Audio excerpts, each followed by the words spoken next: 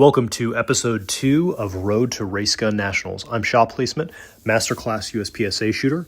In this series, I'm taking you through my daily training, fitness, and practice matches that I'm going through as I get ready for USPSA Race Gun Nationals coming up in October. Starting out, we got a little video here from a recent club match. We had some interesting partials, interesting flow. Today's training was very much fitness-based. Started out with time in the gym. Had my wife there with me, so she's able to video me. Had some time starting out on the treadmill, just a little short 30-minute zone 2 run. Nothing crazy. I try to avoid having really intense runs on days where I will be weightlifting in the same session. I just find that it helps preserve my power and torque for it, so... Starting out here, first exercise is the bench press. Doing 155 on the bench for 10 reps. Notice that I've got the plates kind of in a weird orientation. It's because I'm sharing the bench with my wife, and she's only lifting it with the two 10-pound plates, and so we'll throw the 45s on there for me when I go up and get ready. Overall, however, for a Friday, honestly, chest and tries, easily my favorite weightlifting session. Just get such a good chest pump. I like to superset my bench press with dips as well. So see, I'm doing some dips along with it in between each set for bench press. Definitely increases the difficulty and makes you rely more on your pectorals when you're doing bench. If you're doing dips, you can't rely on your triceps quite as much. Next, we're rolling right into dumbbell incline press. Got a couple of 55s there going for reps.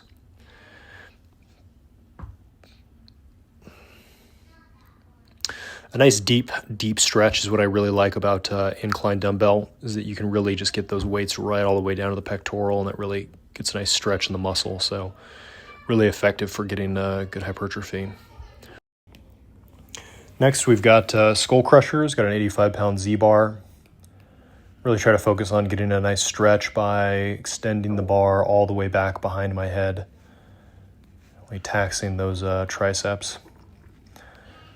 You know, I've had chronically underdeveloped triceps almost my entire life, even when I was in the Army doing lots of push-ups. Skull crushers have been a major part of me reviving my triceps and have stronger triceps.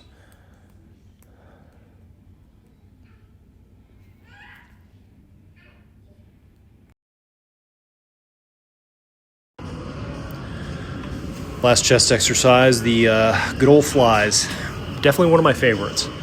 Just get a nice, good, deep stretch in the pectoral there. I think we got 140 pounds loaded up, if I remember correctly.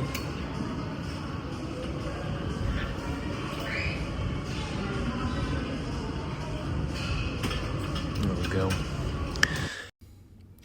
After the gym, wife and I went to the range today, just to our local indoor range. It's nice to mix things up and work on an indoor static range sometimes.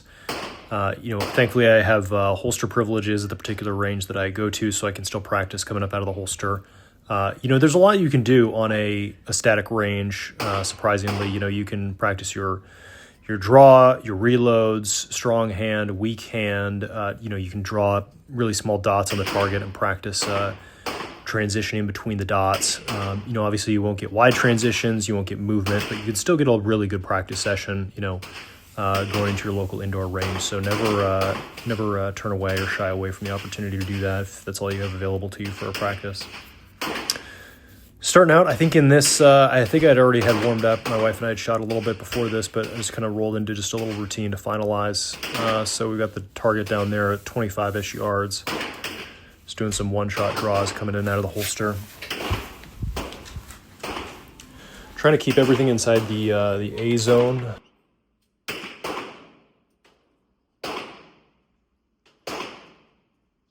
To get a nice fast draw at 25 yards and keep it in the A zone, you really got to see what you need to see. Pay attention to what that dot is doing when it comes out of the holster and starts to paint across the target. I don't necessarily try to wait to settle the dot per se, but just really get the dot to be floating or swipe into the A zone, and then I'll press the trigger to get the shot. look pretty good. I am practicing the scoop draw a little bit, so running my finger just on the back of the holster and then bringing it straight up and lifting the gun up out of the holster in kind of just one fluid motion. Definitely makes things a little bit faster than the snatch draw per se. So scoop draw a little bit faster than your typical snatch draw. So the target back. Looked like we had some pretty good hits there. I think we had 4 hits out at 25 yards. Rolling into the next section, I think we got the target out at 45 feet. Doing some strong hand, weak hand practice.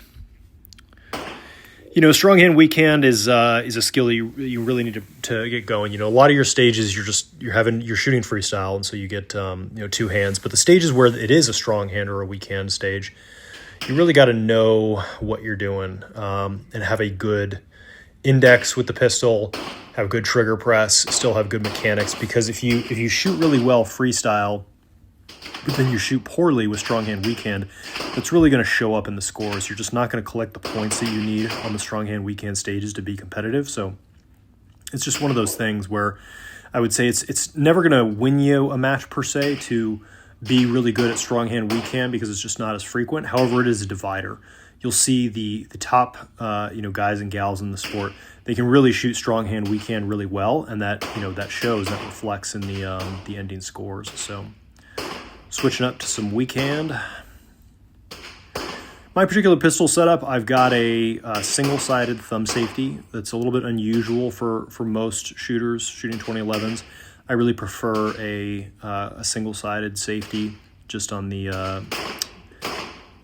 left side of the pistol, so just deactivate it with my thumb. So as I'm doing my draw stroke for a weak hand, I will actually deactivate the safety with my right hand and then transfer the pistol to the other hand. So practice doing that safely, of course, and having a safe handoff from my right hand to my left hand. It's really an important part. You don't want to be making a serious safety mistake by dropping the pistol or something like that. A couple doubles there.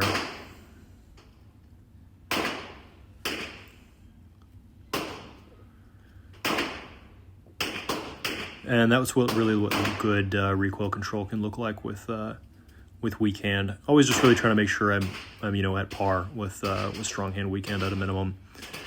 And a good index, of course, really helps. Again, coming out of the holster, I think we got 3 hits outside. So 3 hits outside on 24 rounds. Half of it strong hand, half of it weak hand. On the rest in the A zone. So 20 hits in the A zone. I'll take it. I think now we're going to practice some bill drills.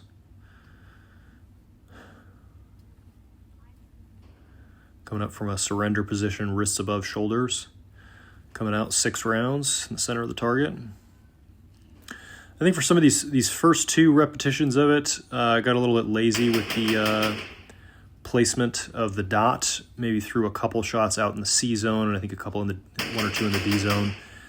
Just because I got a little too anxious and just started blasting right when the gun came out of the holster. Really got to make sure you get the dot in the A zone before you start cranking off the 6 rounds. It's really going to help you. If your recoil control is solid, your grip is solid, position is solid, as soon as that dot gets in the A zone, you start ripping those 6 rounds, you can get really good results and get all 6 hits in the A zone fairly quickly. So.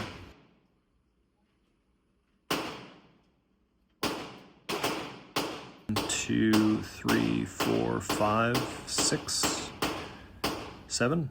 7 rounds out of the 24.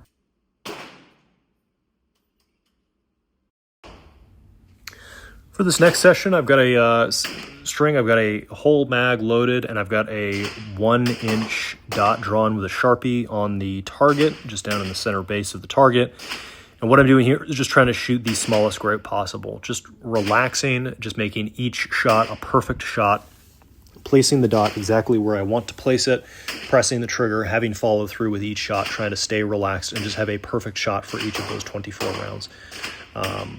It's something I picked up from reading a bit of Brian Enos. He said that, practical shooters tend to neglect group shooting. We just don't really do it much because we're a sport that's really based around speed. So he said that it's really healthy to just, pick up the gun and just shoot small groups just to see what it's like, feel what it's like, going through that motion of trying to shoot the smallest group possible. And so you'll see that reflected here in what we have. But this was the last string of this particular live fire session. You'll be able to see the group that I put up there with the 24 rounds. But again, thank you so much for watching episode 2 of the Road to Race Gun Nationals. Again, really happy that you're here. I'm happy to be taking you along with me. I hope that you pick up useful tips and things in your own training and your own practice coming up for the match. So again, thank you very much. Shot Placement out.